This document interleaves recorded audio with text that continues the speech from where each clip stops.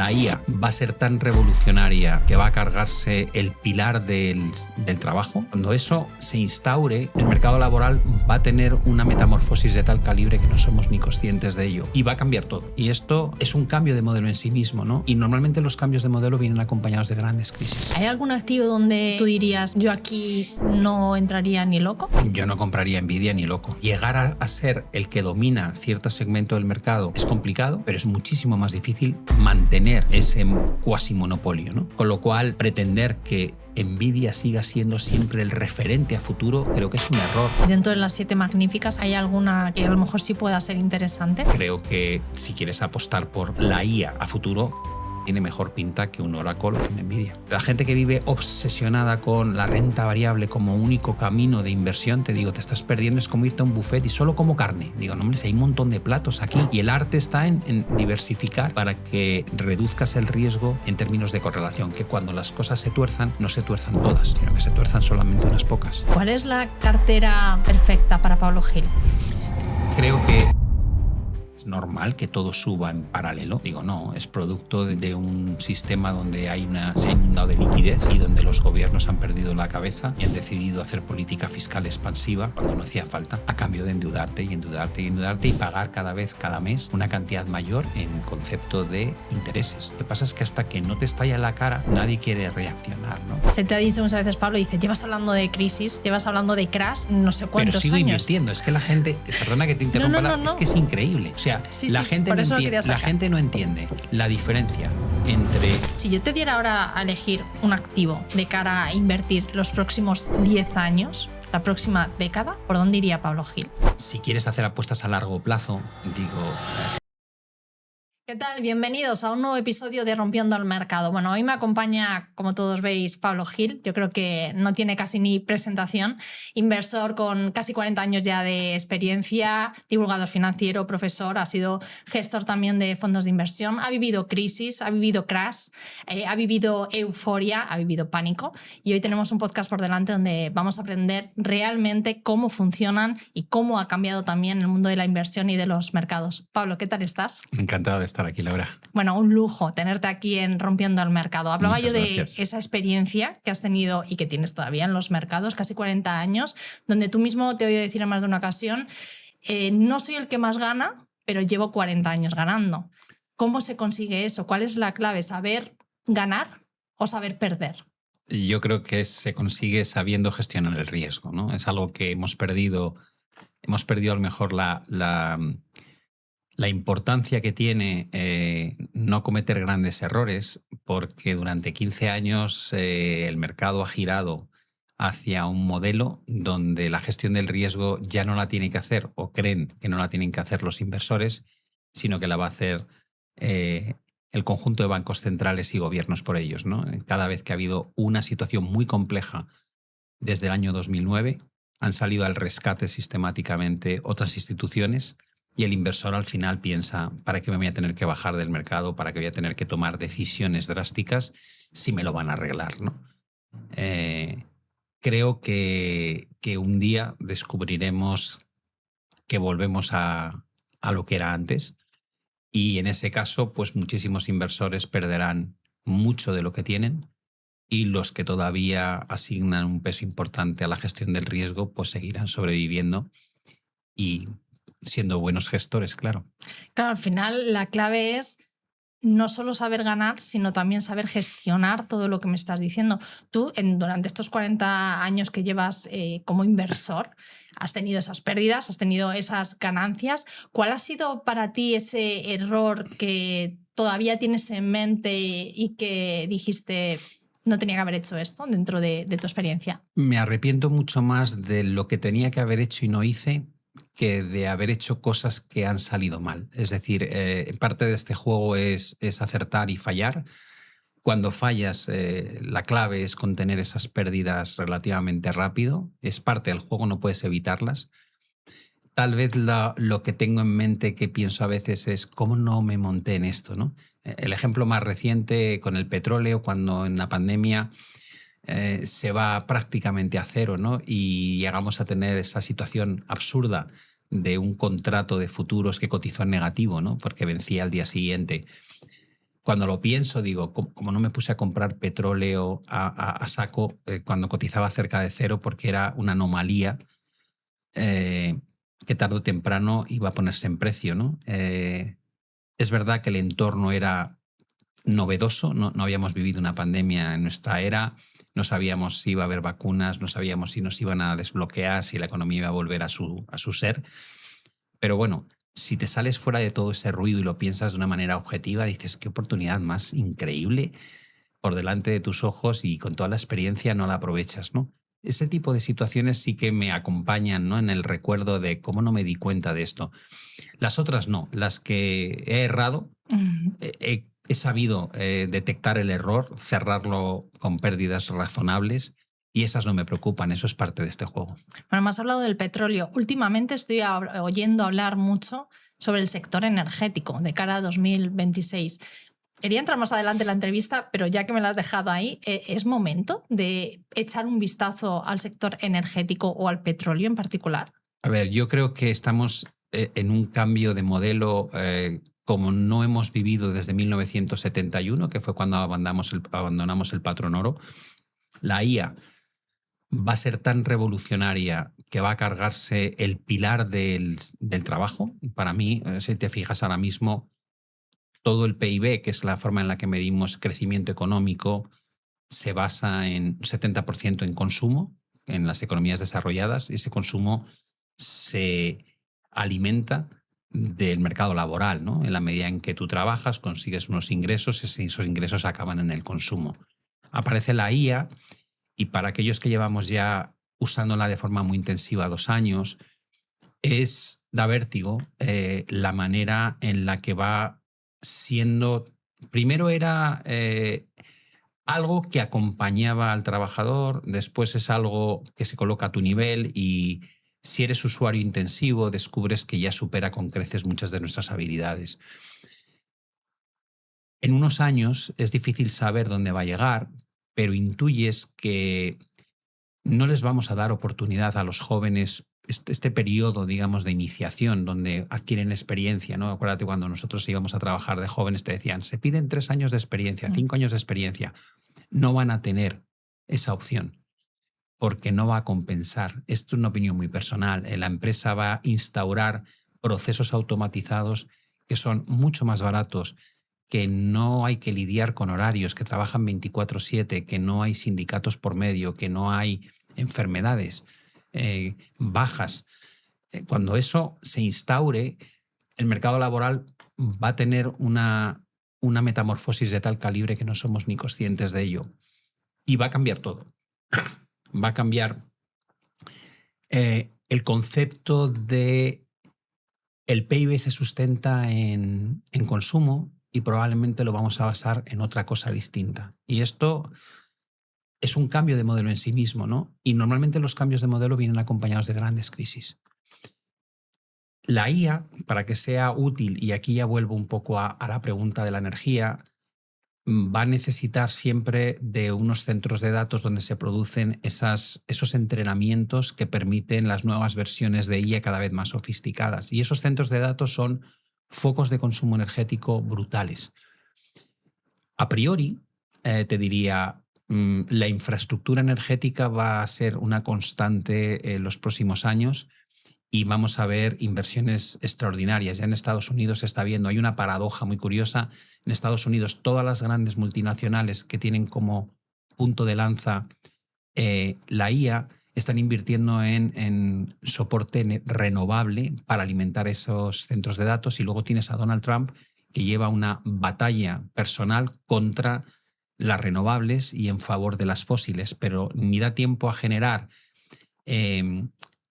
nucleares que cubran las necesidades ya existentes a tiempo, ni el carbón es una alternativa, o sea, todo lo que es energía fósil no es una alternativa y al final lo que realmente es barato es la renovable. Y ahí ves un poco ese enfoque de, por un lado está lo que les gustaría hacer y por otro lado lo que están teniendo que hacer. A la larga nos vamos a poder encontrar con un aporte por parte de la IA de tal calibre que cambie el nivel al cual innovamos. No te extrañes si para 2030 estamos proyectando la necesidad de energía renovable y que surja un tipo de energía mucho más barata, más asequible, más global, que cambie otra vez el paradigma. Yo creo que vamos a empezar a experimentar grandes saltos, ya no lineales, sino casi exponenciales en muchas cosas, en medicina, en conducción, en el mercado laboral en sí mismo. Y todo esto es casi un juego de ciencia ficción, ¿no? Porque nadie tiene el dato, pero viendo cómo hemos evolucionado en 2 años, te diría, a corto plazo, energía, por supuesto, creo que es un sector que tiene mucho potencial. Me extrañaría muchísimo que esa evolución de la energía sea lineal a lo que conocemos y que va a haber de repente un salto que vamos a decir, ¿cómo no vimos llegar esto, ¿no? Que pudiese ser algo tan barato y tan accesible para todo el mundo, que hoy no lo es. Ujú. Entonces, bueno, echaremos un vistazo a ese sector energético de cara a al próximo año, de cara a 2026 también y los próximos años también, y cómo van esos cambios. Pero me has hablado tú de un cambio de paradigma. Lo has dicho además durante el discurso en varias ocasiones. ¿Estamos realmente preparados como inversores para este cambio al que nos debemos enfrentar, al que seguramente nos tengamos que enfrentar? Y que me preocupa mucho más como ser humano. Es decir, ¿estamos realmente preparados para que una parte muy importante de la población no trabaje y reciba una renta básica universal? ¿Estamos preparados para que un porcentaje elevadísimo de la población sea, no voy a decir pobre, porque vas a tener un sustento garantizado, pero tampoco te va a dar para mucho, como si fuese un salario mínimo interprofesional elevado? Y luego habrá una élite que estará extrayendo valor continuamente de esta nueva tecnología y generando una productividad para las empresas increíble. Creo que no estamos preparados mentalmente para este cambio. Creo que el ser humano siempre ha perseguido metas, ¿no? Y hemos valorado el descanso y las vacaciones porque trabajábamos antes. ¿Qué pasa si tienes vacaciones continuas? Creo que eso va a ser un reto enorme. Para los inversores, te diría que si esto se convierte en una realidad, lo más interesante es que a lo mejor puedes convivir con situaciones de muy poco crecimiento económico. De hecho, ya ves que la tendencia es a crecer cada vez menos y las bolsas están en máximos históricos. ¿Qué pasa si los beneficios que obtienen las empresas cada vez necesitan de menos mano de obra, cada vez necesitan de menos del sustento que hasta ahora era necesario, como era el crecimiento económico, y lo que hacen es que pegan un salto en productividad brutal al margen de lo que pasa con la economía? Para un inversor, siempre hemos dicho, en recesiones las empresas pierden o ganan mucho menos y por tanto las valoraciones no son justificables. En los ciclos expansivos pasa lo contrario. ¿Qué pasa si disocias estas dos cosas de forma estructural? Pues cambia la forma en la que tenemos que invertir, lógicamente. Uh-huh. Hay una descorrelación muy grande, por lo que tú me estás diciendo y la acabas de decir, entre cómo van los mercados, máximos tras máximos, y cómo se va viendo esa economía. ¿Crees que cualquier persona que nos esté viendo, haya invertido o no, se lo esté planteando, realmente sabe lo que puede pasar con sus ahorros? ¿Crees que somos conscientes de ello, la población en general? No, tengo la sensación de que como el experimento del perro de Pavlov, tú vas aleccionando al inversor con determinadas cosas y el inversor se cultiva sobre un entorno y de ese entorno se genera un perfil de riesgo. Yo llevo 40 años y pues empecé con mis primeros pasos a las puertas de la crisis del año 87, ¿no? Del famoso lunes negro. Y después viví la crisis del 97, de las divisas asiáticas y el default de Grecia en el 98, y en el año 2000 el pinchazo de la burbuja.com, 2001 los atentados del 11 de septiembre, 2008 la gran recesión financiera provocada por el pinchazo de la burbuja inmobiliaria, después en 2010 el default de Grecia, después te encuentras la crisis periférica. Y de alguna manera el haber vivido en ese entorno, igual que mi abuelo vivía en la época de las guerras, ¿no? y nunca perdía de vista el hambre, aunque ya no lo padecía, pero lo había vivido, y eso te marca. A mí la gestión del riesgo en el mundo en el que viví era crucial, ¿no? Y de repente hablas con gente que lleva 10, 15 años en el mercado y te dicen, no pasa nada. En 2020 la pandemia fue la bomba y la bolsa acabó en máximos, digo ya. Tienen esa sensación, ¿no? Ya me lo arreglarán. O sea, moverte, el que se ha movido se ha equivocado. Esa es un poco la percepción.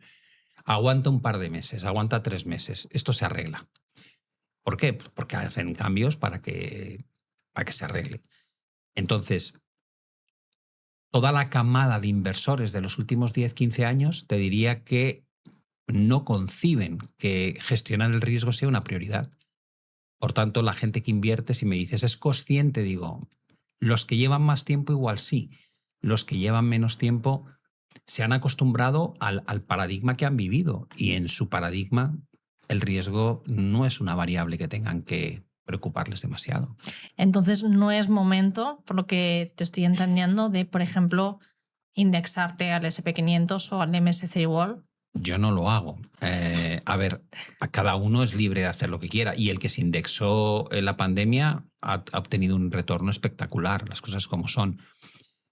Yo siempre digo que lo importante como inversor, al menos lo que me ha acompañado a mí durante 40 años, es no cuánto ganas, sino dormir tranquilo.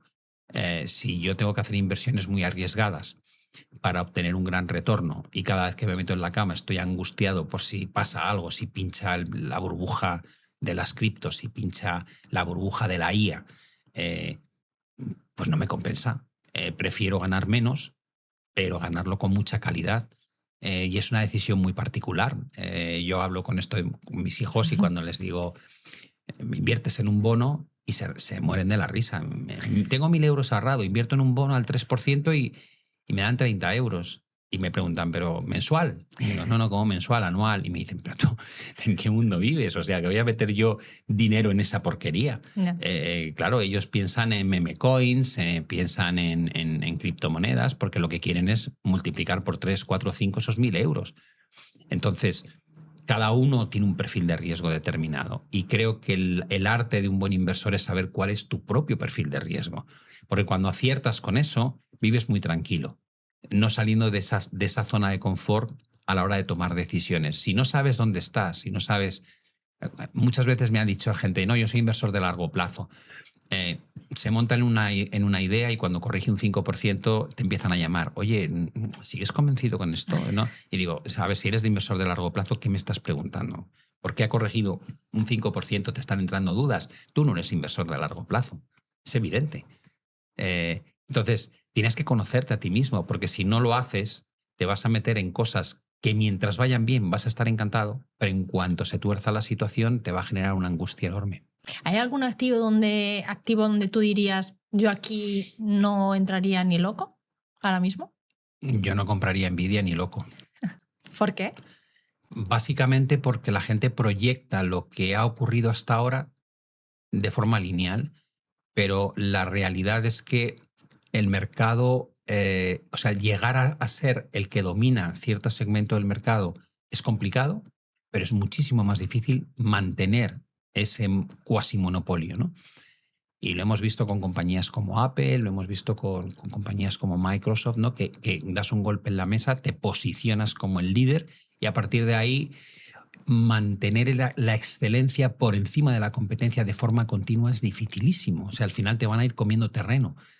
Ya no es... El iPhone ya no es lo que era.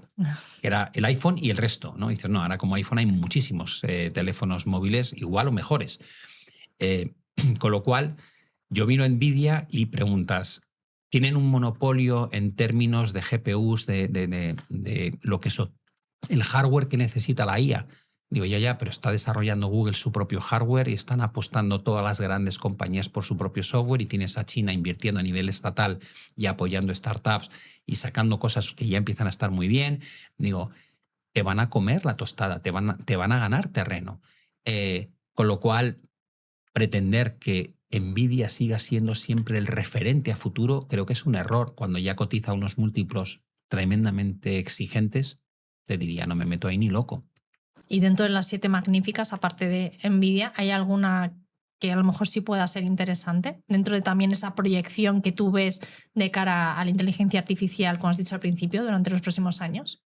Bueno, ha hecho una apuesta Warren Buffett que creo que sabe bastante más que yo y el resto por Google, ¿no? En un momento en que prácticamente tiene el nivel de liquidez más grande de la historia en su fondo y ha comprado más de 4.000 millones de Google y creo que hay argumentos, ¿no? Google tiene los 4 pilares que sostienen el proyecto IA, ¿no? Desde el punto de vista de, por un lado, tienes el software, tienes el hardware, tienes el canal de distribución, piensa en Google Search, que al principio, claro, decíamos, nadie va a buscar en Google, van a hacerlo en ChatGPT. Digo, ya, pero es que ahora tienes ya Gemini metido dentro de Google y te ha metido en el Gmail, que es una fuente de distribución increíble, ya tienes metido la IA, y en YouTube y en WhatsApp. Es decir, no es como otros. Tú hablas, por ejemplo, de Oracle y es como, vale, tienes el producto y ahora ¿cómo lo vendo? Digo, no, si ellos tienen todo. Tienen el canal de venta, tienen el hardware, tienen el software, tienen la marca. Digo, es muy difícil competir con esta gente, porque lo demás, OpenAI es una startup. Un valor increíble, pero es una startup, ¿no? Y dices, ¿qué dominas? Digo, dominas el software. Espectacular, ¿no? ChatGPT, todo el mundo lo conoce. Pero ¿qué más tienes? No tienes más. Entonces, Google además se sienta sobre una cosa que es muy importante y es una fuente de ingresos extraordinariamente potente que no viene de la IA todavía. Ya ha empezado a generar. Tienes un V que le da retorno todos los años, cosa que no pueden decir otros, pero tiene un motor de ingresos del buscador, de los vídeos, con lo cual puede invertir sin depender de inversores externos, mientras que cuando tú vas a Oracle ves el nivel de endeudamiento que está adquiriendo y dices, madre mía, esto es una locura. Para mí, el movimiento de Warren Buffett tiene mucha lógica porque vuelve a apostar por alguien que ha demostrado que lo sabe hacer muy bien, que se ha posicionado en los 4 segmentos que van a ser los importantes y que encima no se está apalancando en deuda salvaje, sino que está apalancándose en el retorno que ya obtiene. Creo que si quieres apostar por la IA a futuro, Google tiene mejor pinta que un Oracle o que un Nvidia. Bueno, luego quiero entrar a hablar más de activos, de cambios que has hecho, más habla de China, te preguntaré por China, por supuesto, pero quiero hablar un poco de Estados Unidos, porque ahora mismo, claro, más hablado de Google, hemos hablado de Nvidia, y Estados Unidos está ahí, no sé si para ti sigue siendo el líder o no, porque está también por ahí el dólar, que también quiero preguntarte sobre ello, pero centrándonos en Estados Unidos de momento ha sido el que ha ido marcando siempre la línea. ¿Qué carteras crees que se podrían ver más perjudicadas o que activos incluso si Estados Unidos dejase de ser esa hegemonía dentro de los mercados financieros? Bueno, yo creo que Estados Unidos, lo primero que hay que entender es que la bolsa no refleja una realidad universal. Tú analizas los últimos 3-4 años de la bolsa americana y una cosa es el S&P 500 y otra cosa es el S&P 500 sin estas 7 magníficas, ¿no? Descubres que el año pasado la bolsa no subió nada si quitas las 7 magníficas. Y es una bolsa de 500 valores. Y si encima estás invertido en euros, ya ni te cuento, ¿no? Con el dólar. Sí, este año, por ejemplo, el retorno es no tienes retorno si estás invertido en euros. Exactamente. ¿No? Con lo cual, lo primero que hay que ser consciente es que el peso que han adquirido ciertas compañías, Nvidia es el caso más flagrante, hace que un valor que llegó a capitalizar más de 5 trillones de dólares, billones europeos, ¿no? Puede hacer que la foto de lo que ha hecho la bolsa sea muy bonita o sea prácticamente neutra. Y dices, vale, eso no es más difícil en Europa, ¿no? No tenemos esos grandes campeones. Con lo cual, cuando hablamos de la bolsa, dices, perdona, las inversiones masivas que están haciendo las compañías son 7, el resto no está haciendo gran CAPEX. La productividad brutal está en estas 7 compañías, no en el resto. Con lo cual, lo primero que tienes que ser consciente es que estás haciendo una apuesta por unos nombres muy particulares, no por el conjunto de la bolsa americana. Dicho eso, dices, si quitas esos 7, la comparativa entre Europa y Estados Unidos, no te creas tú que Estados Unidos sale ganando tanto. A partir de ahí, la gran pregunta es, ¿van a seguir esas 7 liderando o no? ¿Cómo de cara está la bolsa si quitas las 7? Yo creo que en Estados Unidos va a haber una situación que va a ser crítica y es si llega realmente a producirse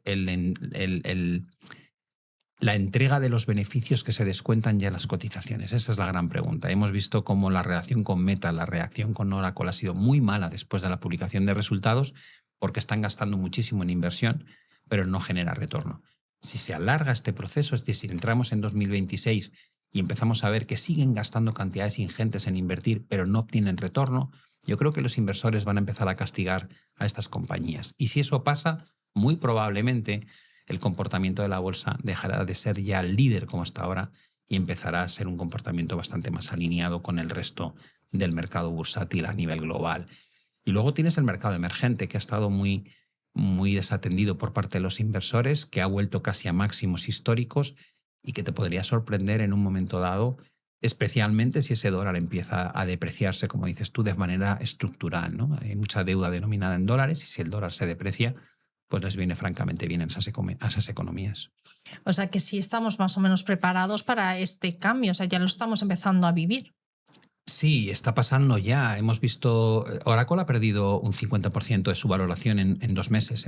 No es una caída menor. Meta ha corregido también más de un 25%. Y luego tienes compañías como Google que está muy cerca de máximos históricos. Entonces ya empieza a hacer distinción entre los grandes nombres. Antes eran como los 7 se mueven en paralelo. Ya no. Ahora ahí el inversor empieza a decir dónde quiero estar y dónde no. El Credit Default Swap, que es el seguro antiimpagos de Oracle, se ha disparado, en el resto no. Con lo cual, ya no vemos esto como una manada, sino como caso aislado a caso aislado. Y creo que ese es un primer principio, ¿no? De se está acabando, todo lo que sea ahí es bueno. Digo, no, todo no. Hay que ver si tiene sentido cómo se está haciendo, ¿no?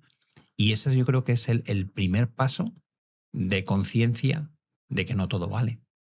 Dentro de la bolsa, de los mercados financieros ya en general, no solo por países y tal, ¿tú notas un cambio importante en estos 40 años? O sea, ¿has notado un cambio importante de esas manos fuertes, de cómo funciona? Alguien que ahora mismo nos esté viendo, Pablo, y diga, quiero empezar a invertir en bolsa. ¿Qué es lo que debe de saber? ¿Qué es lo que tiene que saber? ¿Qué cambios hemos visto en estos años? Bueno, todo. Hemos visto, yo cuando empecé no existía internet ni había casi ordenadores, con lo cual hacíamos la contratación muy al estilo Wall Street, la primera peli, ¿no? Sí. Con los teléfonos, con esos ordenadores antiquísimos, con monitores de color verde grandes. Ahora cualquier chaval que les interese por invertir tiene una app, noticias, calendario económico, valoraciones fundamentales, análisis técnico, todo lo que quieran en tiempo real, distintos espacios temporales. Es una herramienta potentísima, ¿no? Se ha democratizado completamente el acceso al mercado. ¿Quiere eso decir que ahora es más fácil ganar dinero? No, mira los disclaimers de los brokers, ¿no? Creo que están ahí porque les obliga la CNMV y otros reguladores internacionales y casi siempre ves que el 82% de los clientes que operan en este broker pierden dinero. Bueno, pues ya te está diciendo cuál es la tasa de acierto en el mundo del trading, ¿no? Que no es lo mismo que la inversión. Si yo fuese inversor novato en este momento o quisiese dar algún tipo de consejo a un inversor novato, le diría, tienes que intentar buscar una metodología que encaje con tu perfil de riesgo, olvidarte de la cantidad malsana de comentarios en las redes de gente que no sabe nada. Se crea es muy curioso, ¿no? Cómo se crea un headline, una noticia, un titular, y a base de repetirse en redes sociales se convierte en un mantra. Y a veces dices, pero esto es un disparate. O sea, esto que están diciendo es totalmente absurdo. Pero da igual, a base de repetirlo lo convertimos en una aparente realidad, ¿no? Bueno, te diría, céntrate en tu modelo, en tu método. No vayas a buscar ser el que más gana, sino el que gana con más calidad. Y a partir de ahí tienes la capacidad de diversificar. La bolsa es solo una pieza del mundo de la inversión. Tienes renta fija, tienes renta variable, tienes inmobiliario, tienes metales preciosos, tienes otras materias primas, tienes criptomonedas, tienes private equity, o sea, tienes startups. Es amplísimo. La gente que vive obsesionada con la renta variable como único camino de inversión, te digo, te estás perdiendo, es como irte a un buffet y solo como carne. Digo, no, hombre, si hay un montón de platos aquí. Y el arte está en diversificar para que reduzcas el riesgo en términos de correlación, que cuando las cosas se tuerzan, no se tuerzan todas, sino que se tuerzan solamente unas pocas. ¿Cuál es la cartera perfecta para Pablo Gil? Yo tengo mucho peso inmobiliario desde 2020. Me parecía que era lo más sencillo. Tipos en menos 0,50, hipoteca fija por debajo del 1,5, una convicción absoluta de van a crear una inflación brutal, mercado de oferta cerrado, manteniendo la demanda artificialmente con cheques, con ERTES, con... O sea, era un, como se suele decir en inglés, un no-brainer, no había que pensar mucho. O sea, era imposible que no hubiese inflación y sabes que en entornos inflacionistas lo que mejor lo hace es el mercado real. Si encima lo puedes financiar a tipo fijo en mínimos históricos, era como decir, a eso le metes que el promotor inmobiliario en plena pandemia estaba aterrorizado con qué va a pasar, no había apenas ventas, con lo cual podías forzar descuentos en los precios. Ese era el momento, yo creo, para invertir en un mercado de forma muy segura, ¿no? Después, oro plata era también activo real. La inflación, la gente tiene que entender que es la cara opuesta a la depreciación del dinero fiat. O sea, cuando hay inflación quiere decir que tu billete cada vez compra menos cosas. Si crees que el billete va a valer cada vez menos, buscas activo que compense ese efecto y no hay nada mejor como el oro y la plata, que además cotizan en dólares, que es de lo que es lo que se está depreciando, entre otras cosas. Y luego estaba criptomonedas, ¿no? Si tú crees que van a inflar de liquidez el sistema como lo han hecho, el activo más volátil y que mejor lo recoge es Bitcoin y alguna otra altcoin, ¿no? Yo me salí en 2000, compré bolsa, pero me salí en enero de 2022, me lo cuento en las redes sociales. Sí. Y luego a finales de 2022 empecé a comprar China. No tenía otra bolsa, solo China. Empecé a finales de 2022, lo hice algo a principios de 2023 y terminé en 2024 el inicio de comprar todo lo que quería. Y bueno, ya me he salido, también lo he contado, de China. Ahora tengo una cartera donde no hay renta variable. Estoy muy contento de no tener renta variable en estos momentos y buscando oportunidades, ¿no? Que las hay. Tengo muchas cosas en startups. ¿En startups? Sí, tengo la suerte, y esto es una suerte y sé que no está al alcance de todo el mundo, de que me llaman pues CEOs que quieren que participe en un proyecto y me lo cuentan directamente. Entonces, cuando de repente, pues yo qué sé, Uribice de habitaciones.com me dice, oye, ¿quieres invertir en el proyecto? Digo, sí, claro. O ACA, es decir, de repente que te abra la puerta a alguien que va a lanzar un proyecto nuevo y te diga, ¿quieres sumarte como socio? Y conoces al gestor de ese negocio. Y yo siempre digo que en startups el negocio tiene que gustarme, pero la clave absoluta es que el que lo gestiona me encante. Claro. Apuestas por la persona más que casi por el negocio. Entonces, bueno, pues yo me he metido en varias de estas cosas a lo largo de los últimos años, donde pienso que son gestores fabulosos como emprendedores. Y me han dado la oportunidad de entrar en la fase cero y digo, bueno, soy un afortunado, ¿no? Y son inversiones a medio largo plazo, más bien a largo plazo, porque sabes que no vas a monetizarlas a lo mejor hasta dentro de 5 o 10 años, pero me da igual, es una forma de aprender de otros modelos de negocio y me parece muy bonito, ¿no? Y sé que no está al alcance de todo el mundo. Está al alcance de todo el mundo invertir, porque también se ha democratizado el mundo de las startups y el private equity, pero que te lo cuenten así, en un tú a tú, la persona que lo lanza, pues eso sí que no está al alcance de todos. Y esa filosofía de invertir en startups por la persona que lo gestiona, ¿también es una filosofía que lo llevas a cabo cuando inviertes, has estado invertido en renta variable cuando has elegido esas empresas? No, yo cuando gestionaba el fondo de inversión, la persona que hacía análisis fundamental era León Bartolomé, que era el antiguo country manager de Bank of America. Y yo me fiaba totalmente y evidentemente te repiten 1000 veces cuáles son los argumentos, con lo cual al final aprendes un poco a entender esa parte, pero yo no soy experto en análisis fundamental. Y lo que descubrí con el paso del tiempo es que la macro, que a mí me apasiona, y el análisis fundamental lo que te dan es una medida de excesos, es decir,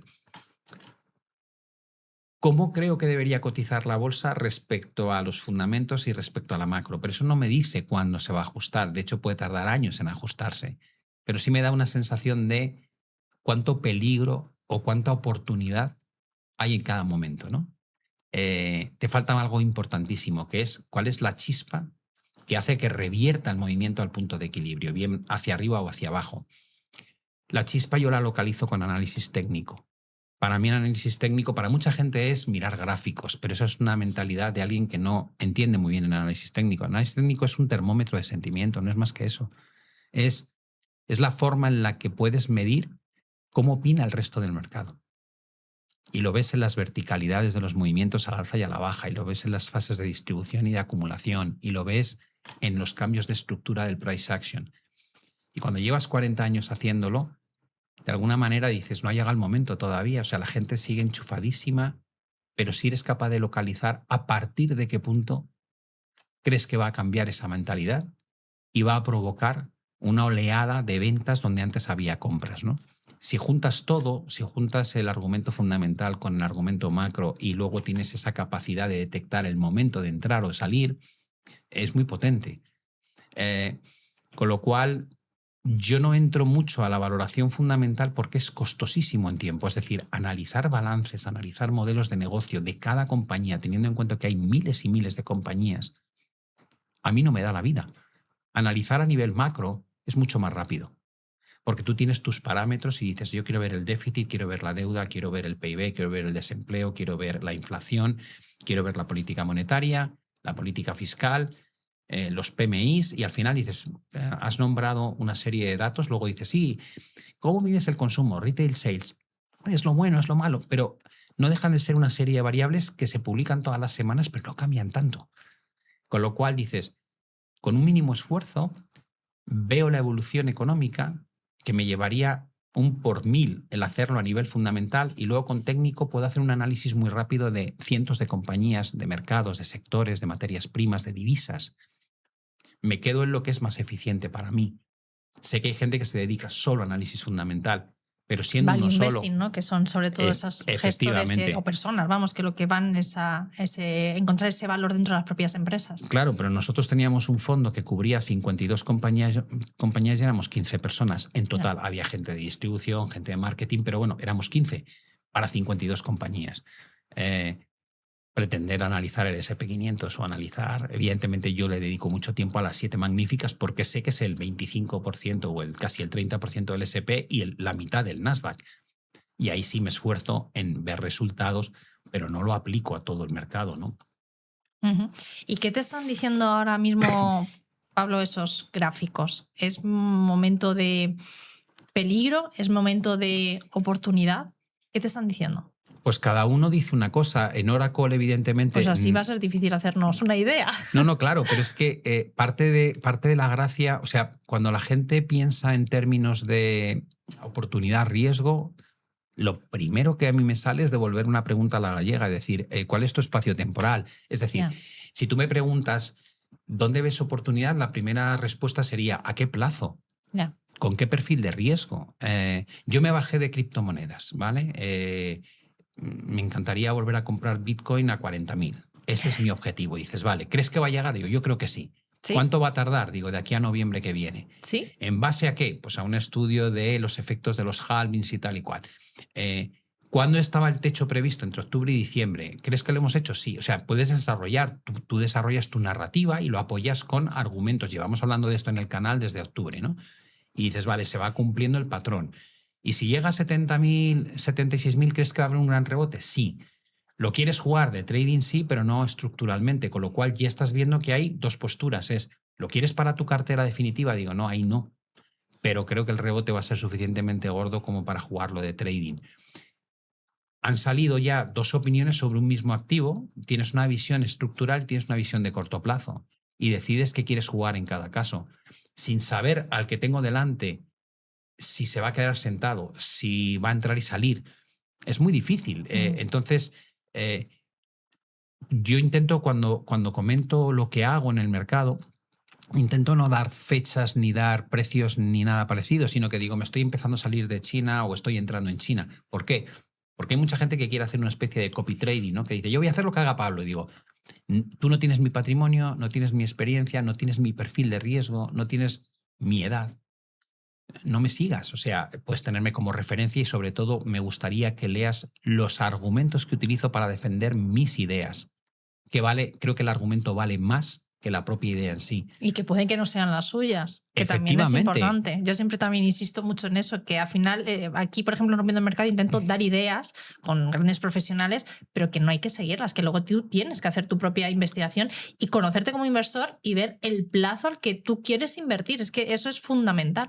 O sea, que totalmente de acuerdo. Yo leo a mucha gente con la que no comparto opinión, claro, porque lo que más me gusta es ver cómo de sólidos son mis argumentos cuando los contrapongo contra los que ellos usan para justificar lo contrario. Es una manera como de examinarte, de decir, me he equivocado, no he tenido esto en cuenta, o al contrario, creo que ellos no se están dando cuenta de esto. Si tú te quedas en tu zona de confort y solamente lees y escuchas a los que opinan como tú, pues evidentemente no creces, ¿no? Es como... el sesgo de confirmación. Exactamente. Entonces, te digo, yo tengo una opinión de cuáles son las compañías de los 7 magníficos donde si tuviese que quedarme me quedaría, como hablábamos antes de Google, y donde no querría estar, como Oracle y Nvidia. Si me hablas de mercados globales, te diría, yo en bolsa a nivel global creo que no es buena idea estar a estos niveles. Creo que el riesgo potencial respecto al retorno que puedes obtener, a mí, en mi perfil de riesgo ya no compensa. China compensaba hasta hace poco y ya no. Y al final dices, bueno, pues la gente me pregunta muchas veces, ¿y si hay una crisis el mercado inmobiliario? Digo, no, falta oferta. O sea, el pilar de por qué no me preocupa la crisis económica en el mercado inmobiliario es porque faltan 700.000 viviendas en España. Y no se construyen en 1 año, ni en 2, ni en 3. Con lo cual, tienes un argumento de peso de por qué quieres estar invertido en determinados mercados frente a otros. Y luego es una cuestión de trasladar esos argumentos a porcentajes de lo que tienes en cartera en función de tu perfil de riesgo. ¿Cuántas criptos tienes sabiendo que son ultra volátiles? ¿Cuánto oro tienes? ¿Cuánta plata? ¿Cuánto inmueble? El inmueble lo compras todo, compras una habitación, das crédito al promotor. Que a través de crowdlending, que está muy... Efectivamente. Y al final dices, oye, es que hay muchas maneras de hacer esto. Por eso, cuando vamos a este tipo de altavoces, ¿no? Casi el mensaje que creo que es fundamental transmitir es, señores, la bolsa es solo una pequeña porción. Antes me has preguntado por análisis fundamental. El análisis fundamental solo te vale para la bolsa. No te vale para los bonos, no te vale para las criptomonedas, no te vale para materias primas, no te vale para la gran mayoría de focos de inversión. Por eso cuando me dice la gente, ¿y por qué no te especializas en esto? Digo, porque cunde muy poco en tiempo y en lo que puedes cubrir. Lo otro lo cubro con macro y con técnico. Invertir, por tanto, solo en renta variable, invertir solo en bolsa, ¿es un peligro? Me parece que es una pérdida de oportunidades, más que sea un peligro, ¿no? Mira, mis hijos a veces me preguntan, ¿por qué inmobiliario y no bolsa? Digo, a nivel general, ¿no? En España hay mucha más costumbre de invertir en inmobiliario que en bolsa. Digo, pues porque el que invierte en inmobiliario no está todo el día revaluando su cartera.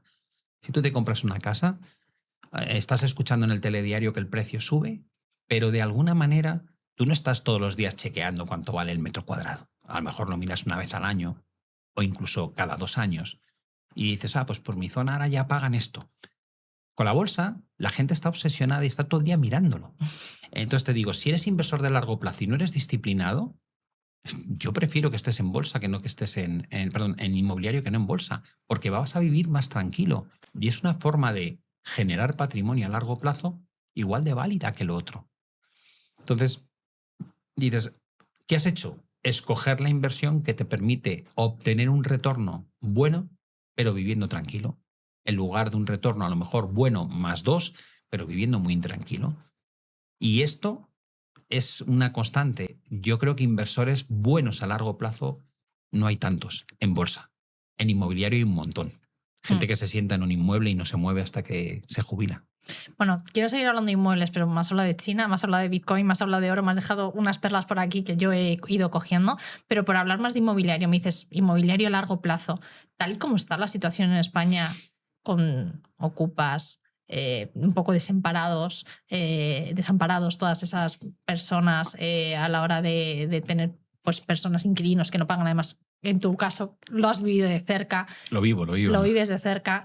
Es una oportunidad hoy en día todavía invertir en vivienda? ¿Es rentable todavía? Para mí sí. Yo considero que hay muchas maneras de invertir en vivienda. Si tú crees que la solución pasa porque se construya mucho más, prestar a un promotor con rentabilidades de doble dígito me parece interesante, sobre todo si el préstamo respecto al activo que tiene vale la mitad, ¿no? Tienes una garantía de que si no cumple, pues puedes ejecutar ese activo y devolver la deuda. Me parece una rentabilidad muy atractiva. Invertir en habitaciones como alternativa de propiedad a lo que es un edificio o un piso entero, sabiendo que la gente no llega, me parece interesante. En lugar de tirar el dinero en un alquiler de 600 euros, 700 euros, cómprate una habitación por ese precio. Empiezan a surgir ideas muy interesantes de accesibilidad donde el precio está disparado. Si te puedes permitir el lujo de comprar en zonas que sabes que la demanda va a ser casi continua en el tiempo, pues sí. ¿Cómo lo alquilas sin entrar en un riesgo enorme? Pues evidentemente haciendo contratos de seguros de alquiler, que ahora ya se han convertido en un estándar, antes no existían, haciendo un due diligence o un estudio del inquilino que va a entrar súper profesionalizado, antes no hacía falta. Mi mujer, como has comentado, tiene un Inquiocupa desde hace un año y es toda una experiencia, ¿no? El descubrir el desamparo legal que tenemos los propietarios. Y mi mujer es funcionaria y solo tiene esa casa y tiene hipoteca. O sea que cuando la gente te dice luego en los chats, claro, como especulas, digo, no, perdona, es mi mujer y va a estar pagando la hipoteca hasta los 70. O sea, no es especuladora, ni es un fondo buitre. Y está pasando un calvario, está perdiendo dinero y está pagando abogados y se retrasa el proceso y se cuida al delincuente frente al propietario. Y pues es una realidad, ¿no? En España es un problemón gordísimo. Esperemos que se solucionen no dentro de mucho, porque hemos llegado a una deriva que no tiene ni pies ni cabeza ni manera de defenderlo. Como mensaje, el vulnerable hay que cuidarlo, pero no el propietario, lo tiene que cuidar el Estado, ¿vale? Que para eso pagamos los impuestos que pagamos. Que destine más vivienda social, que estamos a la cola de Europa, que destine más suelo a alquiler para el que no llega, pero que no le pase el marrón al propietario, porque la propiedad privada es sagrada y cuesta un montón llegar a tener esa propiedad privada y es un reto y un riesgo cuando la compras porque te puede salir mal. Sigo pensando que a pesar del entorno legal que tenemos, es una inversión que a día de hoy tiene sentido porque hemos permitido algo increíble, ¿no? Y es que falten viviendas a mansalva en un entorno en el que hemos abierto las puertas del país a que venga gente de fuera. Es explosiva la combinación, ¿no? Y bueno, al final lo pagan los jóvenes, que no se pueden independizar, lo paga parte de la sociedad que no llega. Pero bueno, gobiernan los que hemos votado, con lo cual pues, cada uno que tome sus lecciones. ¿Tú crees que el día de mañana una persona joven que nos esté viendo, crees que no será capaz de comprarse una vivienda? No, creo que ya la situación es suficientemente dramática como para hablar del futuro, ¿no? Hay mucha gente que ya no puede. Yo tengo ejemplos de mis hijos. Uno de ellos se independiza y le dejas el dinero necesario para ese colchón que no cubre la hipoteca. Bueno, ahora ya nos van a controlar hasta eso, según las últimas medidas de... Bueno, no, yo lo hago con una donación. O sea, esto no es directamente. Claro, no, yo con Hacienda no juego. Evidentemente yo tributo aquí en España y tributo unas cantidades que la gente no se lo creería. No, yo hago una donación para que sea totalmente legal y pago el impuesto que corresponda, ¿no? En la Comunidad de Madrid está casi subvencionado. Pero le das ese colchón porque si no, no llega. Y mucha gente no se lo puede permitir, soy totalmente consciente. Pero tengo otro de mis hijos que se ha ido a vivir a Cuenca y paga un alquiler, creo que son de 500 euros al mes. Y la casa está genial. Y me dice, no, yo me he ido a la Extra Radio, papá, me estoy a las afueras de Cuenca y trabajo online, dice, y estoy feliz. Entonces, cada uno, otra de mis hijas se ha ido a Canarias, ¿no? Cada uno se busca la vida. Te diría que hay una situación entre los jóvenes que es muy curiosa porque están más preparados que nunca y tienen las peores condiciones salariales que recordamos y sobre todo los servicios básicos que para nosotros antes eran muy asequibles y los lujos eran muy caros, ahora resulta que los lujos son muy baratos y lo vemos en toda la tecnología y los servicios básicos son inalcanzables, lo cual es otro cambio de cómo funciona el mundo. Pero también había un mensaje ahí de decir, salid de la zona de confort. O sea, uno, tenéis razón en quejaros, salid a la calle a quejaros. Hemos visto ahora mismo movimientos espectaculares en buenas partes del mundo que han derrocado gobiernos. Que dices, madre mía, o sea, esto va en serio. Digo, no, claro, cuando tú a la gente cuando se produce una diferencia de clases sociales tan grandes, generas un clima que puede ser revolucionario. Digo, salid a la calle a exigir vuestras cosas, vuestros derechos, igual que ahora ves a los médicos que están exigiendo pues otro tipo de tratamiento, de trabajo, porque no sé qué pensamos, estábamos aplaudiéndoles en la pandemia y ahora de repente les tratamos como les tratamos, ¿no? Y trabajan más que nadie y con más responsabilidad que nadie y se les paga cuatro duros. Y luego tienes la otra pata, que es, y si no lo consigues, búscate salir del núcleo de grandes ciudades e intentar buscar esa alternativa más barata, que es un sacrificio, que soy consciente. Digo, pero es que tienes que empezar. O sea, una cosa es quejarte, pero tienes que moverte, ¿no? Entonces, creo que falta un poco ese espíritu, a lo mejor, que teníamos nosotros de jóvenes. ¿Te acuerdas? Hacíamos muchas huelgas generales. ¿Hace cuánto no hay una huelga general? Y sin embargo, motivos para que la haya, anda que no hay. Eso es cierto. Volviendo un poco a China, al oro, a Bitcoin, que me lo has dejado ahí. China, tú lo has dicho, además está en redes sociales. Te marchaste de China, lo dejaste a un lado. ¿Cuál fue la razón clave que te hizo dar ese paso y salir ya directamente entonces de la renta variable? ¿Qué pasa en China? Cuando yo lo compro, se dan tres circunstancias. Precios de derribo, cotizaba a precios de 2008, del peor momento de 2008.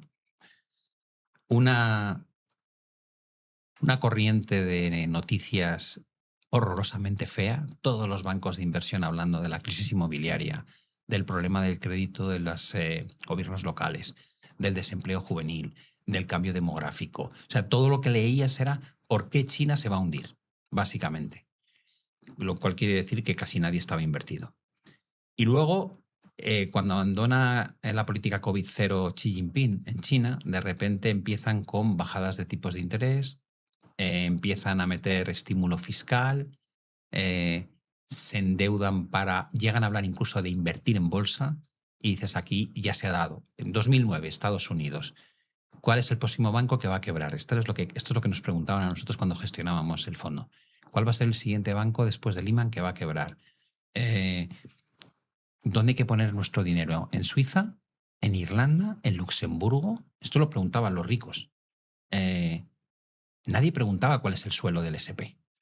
La preocupación era la debacle y cuánto más va a llevarse por delante. Y en China estaba ocurriendo lo mismo. Era la segunda potencia económica del mundo, con una bolsa tirada de precio, y todo lo que veía era ayudas desde el gobierno, en un clima barato y donde nadie estaba. Y dije, por aquí está el suelo.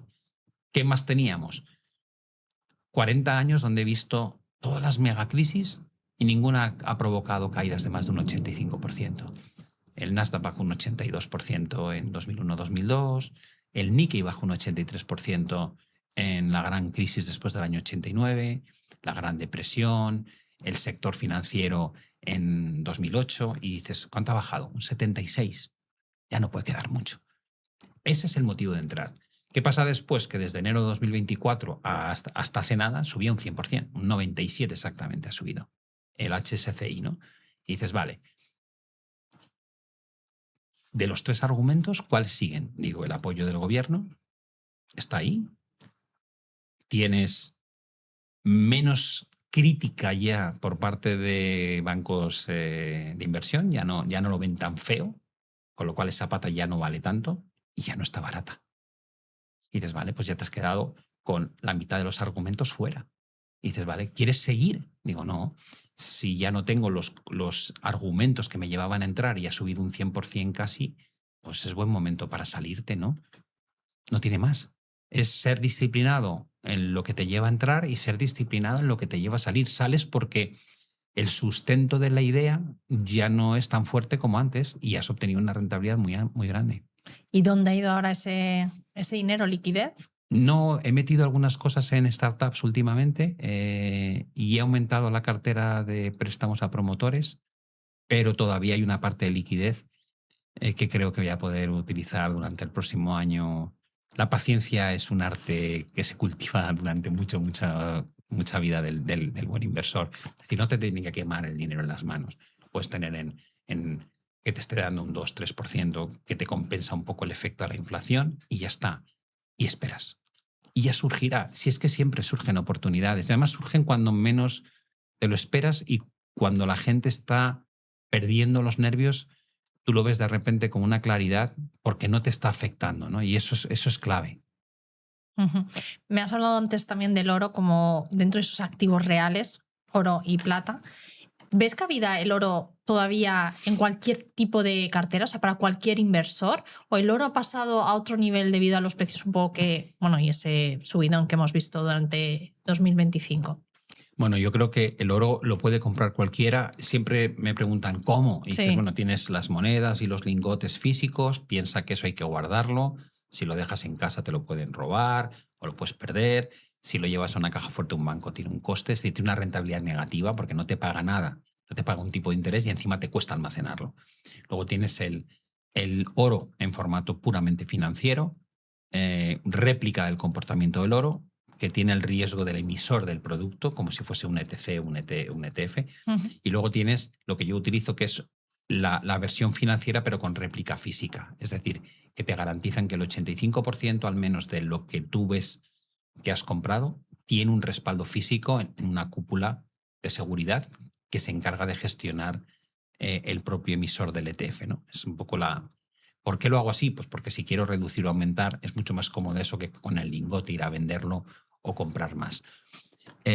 Está al alcance de todo el mundo. Ahora la pregunta ¿es el momento? Dices, no, yo creo que la tendencia va a seguir ahí. Yo no detecto ahora mismo cambios estructurales en el comportamiento del oro, pero llegas un poco tarde, ¿no? Pasa siempre lo mismo. En 2021, cuando yo comentaba lo de compra inmobiliario y oro, el oro no lo hizo bien en 2021. De hecho, no lo hizo, corrigió. Y muchísima gente me decía, vaya mierda de idea de inversión se te ha ocurrido, tal, comprar el oro si el oro no sube. Pero es que esos mismos que criticaban 2021, luego en 2025 se han pasado hablando de las maravillas del oro y digo, lo que son las cosas, ¿no? Entonces, la gente tiene que ser consciente de que, como dice muy bien Warren Buffett también, tú tienes que ser ambicioso o codicioso cuando todo el mundo está renegando de algo. Y tienes que ser muy prudente y muy conservador cuando todo el mundo está eufórico respecto a algo. Y se cumple y funciona muy bien. Es difícil hacerlo, pero es así. Ahora que todo el mundo está eufórico con el oro, yo tengo oro, pero no recomendaría comprar oro en este momento. Cuando nadie parecía prestarle atención y tú veías el proceso inflacionista, era el momento de entrar. Estamos hablando de cuando cotizaba un 50, un 60% por debajo de cómo está ahora, o incluso más. Bitcoin. Me has dicho noviembre de 2026, 40.000, que se me ha quedado grabado. ¿Hasta ahí vamos a llegar? O sea, ¿crees que va a dar ese recorte tan importante o ese bajón? Sí, yo erré en la anterior, yo dije que quería comprarlo a 10.000 y llegó a 15.000, pero es que venía de niveles de 80.000. Con lo cual fue un fallo porque no llegó a donde yo quería comprar, pero vamos, lo que fue el movimiento entero fue espectacular a la baja. Y luego me reenganché y compré Bitcoin a 31.000, 32.000 más o menos. Puede pasarme lo mismo, puede ser que yo quiera verlo o crea que va a llegar a 40.000 y no llegue y acabe comprándolo un poco más alto o que baje incluso más, ¿no? Eso es una manera, digamos, de gestionar tus ideas de inversión. Yo creo que ha empezado un cripto invierno en el mundo cripto y no tenemos estadísticamente una manera de apoyarlo porque la realidad es que Bitcoin tiene muy poca historia. 15 años prácticamente. Exactamente, y en las altcoins mucho menos, ¿no? Con lo cual no tienes como en el oro la capacidad de proyectar años para atrás, más que años, siglos. Pero todo me indica que ya hemos empezado con un cambio de estructura, y lo vemos no solamente en el gráfico de Bitcoin, lo vemos en gráficos relativos Bitcoin Oro, Bitcoin Nasdaq, Bitcoin contra la masa monetaria. Se ponen a hacer muchas cosas bonitas de análisis de ese tipo, y la sensación al final es hemos empezado un proceso correctivo que hasta ahora la primera corrección fue casi de un 90%, la segunda corrección de un 85%, la tercera de un 81%, la cuarta de un 76%. Y si tú buscas como una ecuación que marca los procesos correctivos, pues puedes deducir cuánto debería bajar ahora después de este cripto invierno, que encaja perfectamente tras el proceso del halving anterior, y te sale más o menos esos 40.000 que te cuento. Bueno, es una forma de tener una referencia en la cabeza e intentar cargar posiciones cerca de lo que tú consideras que va a ser el suelo, ¿no? Y a partir de ahí volver a vivir otro proceso impulsivo que te lleva a superar los máximos que dejó en 125.000. Bueno, hemos hablado de muchas inversiones, muchos activos diferentes, pero si tú tuvieras que empezar a hacer una cartera de cero ahora, ¿por dónde empezarías o qué porcentajes pondrías en diferentes activos? Ahora sería complicadísimo empezar de cero, o sea, porque si te fijas, tienes muchísimos activos en máximos históricos. O sea, a diferencia de si vienes ya posicionado, que estás haciendo retoques, ¿no? Me salgo un poquito de aquí, cargo aquí, pero si dices, no, aquí tienes 100 unidades y no están invertidas, ¿no? Y dices, bolsa, y dices, no, hemos dicho que en bolsa el riesgo respecto al beneficio no compensa. Y dices, inmobiliario, y dices, joder, meterme en inmobiliario estos precios de cero da un poco de vértigo. Renta fija, y dices, renta fija, al final te están pagando lo que te paga la inflación, no te pagan más, 2 y pico, 3%. Eso es para mantener capacidad adquisitiva, no para generar retorno extra, ¿no? Oro está muy cerca de máximos históricos, plata haciendo máximos históricos. Al final lo miras y dices, madre mía, ¿dónde me meto? Te diría, replicaría mi cartera, pero probablemente no invertiría más de un 30%. Es decir, si me das 100 unidades, te diría, replicaría lo que tengo, pero solo 3 de cada 10 unidades. Y el resto preferiría tenerlo en disponibilidad para cuando surjan realmente momentos buenos para invertir. Y asimilaría que ese 70% esté invertido en mantener capacidad adquisitiva y nada más. No tendría ningún problema. Pero no tenemos muchos productos tampoco ahora con los tipos de interés como están para por lo menos sacar algo de rentabilidad de esa liquidez o tenerlo sin más disponible en el banco. No, tienes que meterlo en algo que te dé un 2-3%, evidentemente. Por eso digo que no pierda capacidad adquisitiva. Lo que pasa es que al final dices la renta fija en Europa, lo que te está pagando con los tipos al 2% es entre el 2 y el 3, no vas a obtener más rentabilidad sin asumir riesgos.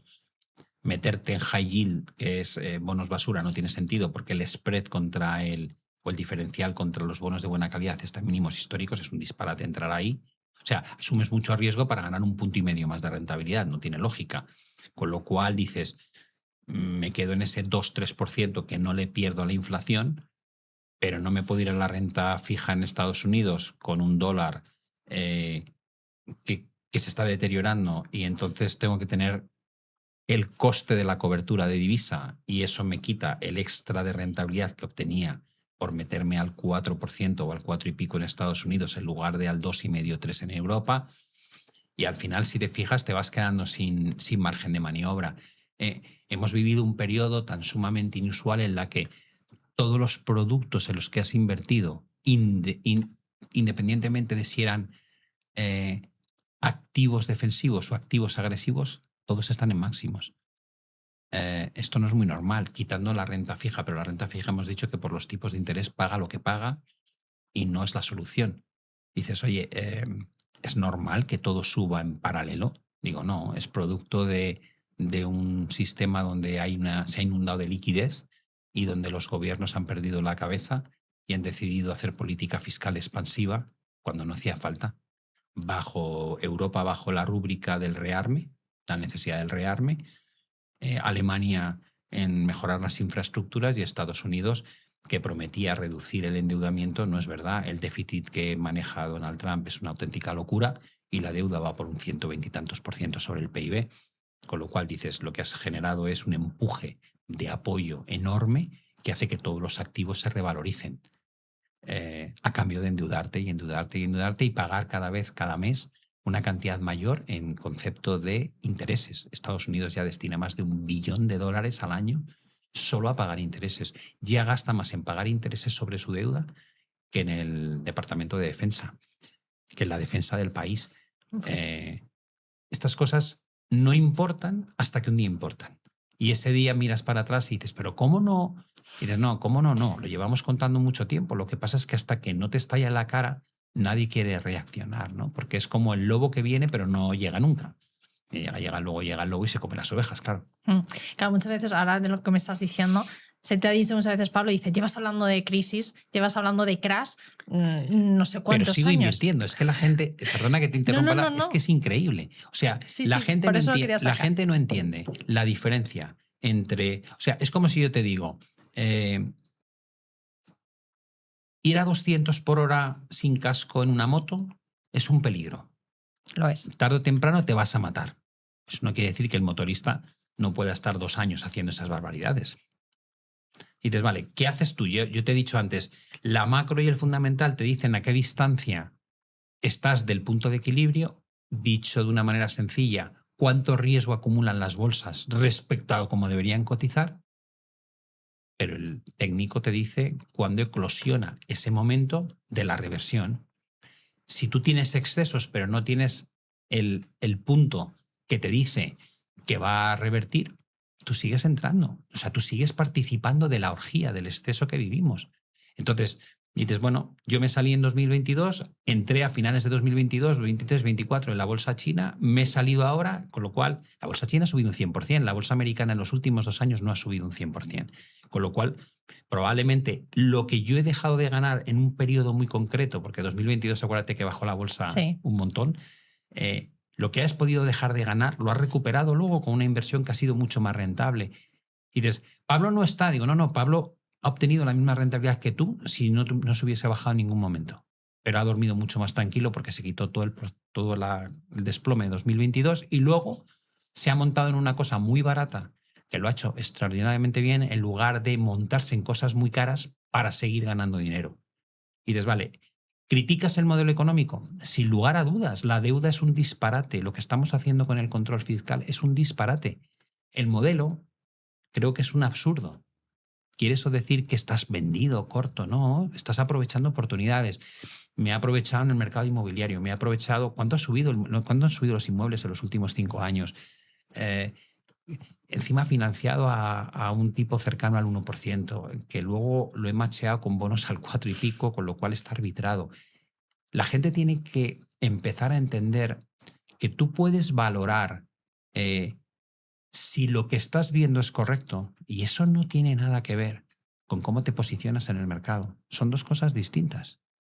Se simplifica mucho y la gente dice, no, se lo está perdiendo. Digo, no, te equivocas. Es lo que está, además lo que se dice en redes, que es lo que tiene estar también ser público, ¿no? Y decir todo esto también de forma todo lo pública. contrario. Me he beneficiado de hecho he estado, y eso se puede ver en las redes, he estado en los grandes movimientos del inmobiliario de los últimos 5 años, del oro y de la plata, que ahora están en máximos históricos, de las criptomonedas, y también dije en 100.000 que me bajaba de Bitcoin, es decir, que dices, no, igual que digo ahora que me bajo de China. Digo, no, he estado en los tramos que considero que son explotables, razonables, y en algunos sigo. Y en los que no, me bajo. ¿Y criticas el modelo económico? Digo, sí, pero como inversor invierto, solo que intento invertir con cabeza y no en base a lo que todo el mundo en las redes sociales dice que hay que hacer, ¿no? Que hay que abandonar el famoso FOMO, que es el Fear of Missing Out, que es como que se crea una costumbre y todo el mundo la sigue. En 2021 eran los Wall Street Bets, ¿te acuerdas, no? Los memes. Y bueno, me pusieron la cabeza así en redes por decir que lo de GameStop, AMC, Peloton eran un disparate. Ya nadie habla de esto. Evidentemente 2 de ellas han perdido el 99% de lo que subieron y ya no mola hablar de esto. Pero en el momento en que subían un 3000% y tú decías, esto va a acabar fatal. Se me ocurrió decir lo mismo de los meme coins de Donald Trump y Melania, ahora han bajado un 90 y un 99%, y de nuevo la gente me dijo, no tienes ni idea, tal y cual, porque Trump va a cambiar el tema de las cripto en Estados Unidos. Cuando ya se han hundido, escribes y recuerdas, oye, ¿os acordáis de esto? Y ahí evidentemente la gente no... O sea, convivir en redes es complejo. El ataque es muy sencillo. Y luego a la larga siempre digo lo mismo, digo, bueno, yo llevo 40 años, no lo haré tan mal, ¿no? No es como yo empezaba, ¿no? Llevas 40 años, no ser el que más gana, que lo has dicho más de una ocasión, pero llevo 40 años ganando. Si yo te diera ahora a elegir un activo de cara a invertir los próximos 10 años, la próxima década, ¿por dónde iría Pablo Gil? Creo que me quedaría en el oro. Creo que la depreciación del dinero fiat va a ser una constante porque los gobiernos y los bancos centrales están bajo el mantra de todo se soluciona inyectando liquidez, todo se soluciona metiendo más dinero en el sistema. Y eso es una garantía de depreciación del dinero. Entonces, con criptos puedes tener dudas. Imagínate, yo te digo, llega la computación cuántica. ¿Cómo va a afectar eso a la resolución de los problemas matemáticos que al final buscan la recompensa al minero? O ya está el 91% en el mercado. ¿Qué pasa cuando la recompensa no compensa al minero y tiene que ir vía subvención del uso de ese Bitcoin? Digo, ahí te metes en un mundillo de cambia otra vez el paradigma. Te vas al inmobiliario. ¿Qué pasa si ya 10 años has construido ese parqué y los precios son disparatados? ¿Hay riesgo? Digo, sí, hay un riesgo enorme, ¿no? Entonces te vas jugando un poco con todas ellas y dices, ¿cuál parece que es una tendencia estructural que no va a cambiar? Y te digo, la depreciación del dinero. Lleva con nosotros una década, 2 décadas, 10 décadas. Sí, no ha parado. Tú ves el dólar, lo que compraba hace 100 años y lo que compra ahora. Hay un ejemplo muy bonito que la gente lo va a entender muy rápido. Si tú compras una casa en 1890 con dólares, llevas básicamente unos pocos dólares en el bolsillo y al tipo de cambio la comprabas. Si la compras con monedas de oro, llevabas 5 monedas de oro, ¿vale? Para entendernos. Ahora te vienes a día de hoy y te dices, vas a comprar la misma casa en Estados Unidos. Y dices, necesitas unos $430.000. Eso no se lleva en el bolsillo, eso es una maleta. Y dices, vale, ¿y monedas de oro? Digo, no 5, 4. Dices, vale, ¿cuál de los dos activos ha respetado la capacidad adquisitiva? Digo, el oro es evidente. Si quieres hacer apuestas a largo plazo, ¿qué activo tiene una historia que te avala? Porque Bitcoin no la tiene, hemos dicho que tiene 15 años. Digo, el oro. Prefiero el oro a largo plazo. Sí. Sí, ya para terminar, sí me gustaría preguntarte un libro que a ti te cambiara la vida. Un libro que te hiciera un chic, que muchas veces necesitamos muchos, que queremos empezar a invertir o que quieren empezar a invertir, que se pueden sentir incluso identificados, pero les falta ese cambio, ¿no? Muchas veces de mentalidad que hablamos y que no son capaces de hacerlo. ¿Qué libro te cambió a ti la vida, Pablo? Mira, te voy a decir, más que un libro que me cambiase la vida, a mí me cambió la vida un juego. Bueno. Yo cuando empecé, claro, hay que situarse en... yo venía de Estados Unidos en el año 84, había estado usando un ordenador todo un año y medio, y llegué aquí y era como, papá, yo quiero ser informático, o sea, me apasiona los ordenadores. Teníamos un Commodore 64, ahí cada alumno tenía uno, y llegas aquí y vas existía la escuela de informática, y cuando yo llego allí veo las fichas perforadas, COBOL, el laboratorio. Digo, ¿qué laboratorio? ¿De qué habláis? Sí, una vez a la semana bajamos donde hay ordenadores que no eran ni ordenadores. Y yo digo, ¿pero qué es esto? Era como España vivía como años luz de Estados Unidos y yo me quedé como diciendo, esto es ridículo. Y mi padre, me acuerdo que me dijo, estudia otra cosa, hijo, es que esto... Y me acuerdo, él era economista y me dijo, estudia empresariales, en CUNEF tenía la opción. Y me dice, yo a cambio te compro un ordenador, cueste lo que cueste, y te busco todos los programas que pueda. Y lo hizo. Y entonces uno de los programas que me consiguió era un juego que se llamaba Quiero ser millonario, que era de invertir en bolsa. Y era americano, yo tenía un Macintosh, el primer ordenador aquel que y entonces me consiguió el juego, yo lo metí, y yo era como, ostras, esto es increíble, veía todas las acciones y los gráficos de evolución. y podía comprar y vender, y había una cosa que se llamaba call y put, y no sabía ni lo que era.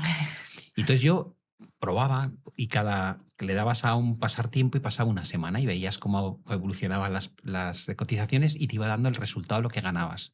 Y el objetivo era ganar 1.000.000. Y yo veía que con las calls ganaba un montón y yo decía, ¿qué es esto? ¿Por qué gano mucho con las calls, que son opciones financieras?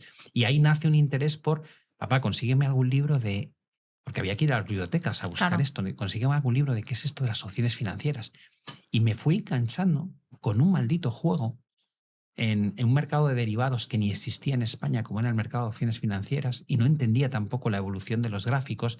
Y nace con 19 años y yo empiezo a decir, esto es muy divertido, o sea, esto que para mí era un juego, pero es que luego el juego lo conviertes en tu profesión, ¿no? Y Claro. dices, ese fue probablemente el punto de inflexión, en mi caso, para entrar en el mundo de las finanzas. Luego tuve la suerte de ir a hacer mis prácticas a la Tesorería de Banco Santander y ahí fue cuando dije, esto es lo mío. Y luego recientemente me encantó un libro de Ray Dalio, que es El cambio del orden mundial, que explica de forma maravillosa cómo es el proceso del nacimiento, expansión y declive de los imperios, ¿no? Estudiando 1500 años hacia atrás, y habla del imperio portugués, el español, el de Países Bajos, el imperio británico y el imperio estadounidense actual, y por qué cree que va a caer el imperio estadounidense ante la llegada de China. Y una cosa que me fascinó fue cuando explica, estos actos solamente ocurren una vez en la vida de una persona, o a veces ni siquiera una vez, con lo cual tú no eres consciente de ello porque nunca lo has vivido, ¿no? Explicar a alguien guerras cuando tú no has vivido una Segunda Guerra Mundial o una Primera Guerra Mundial es muy difícil, ¿no? Pero yo recuerdo cómo hablaba mi abuelo de la Guerra Civil, y hay cosas que yo decía, madre mía, lo que tiene que tener en la cabeza este señor, que yo no soy capaz de interpretar, y la huella que dejan. Bueno, pues para mí el libro fue muy bonito porque te prepara ante lo que puede ser un cambio de hegemonía mundial y te explica paso a paso cómo detectar ese proceso. A mí, que me gusta mucho la macro, pensé, jo, qué interesante. A lo mejor todavía veo ese cambio de hegemonía de Estados Unidos a China y las implicaciones que eso puede tener, que van a ser espectaculares. Pues nos vamos a quedar con eso, vamos a quedarnos sobre todo con este podcast. Yo me voy a quedar con esa pasión que transmites por Muchas los gracias. mercados y por las finanzas, para que más gente por lo menos dé ese paso y transmitamos lo importante de tener conciencia de tu dinero y también esa pasión, que yo creo que es fundamental. Pablo, ha sido un placer, muchas gracias. Nada, a ti por la invitación, Laura.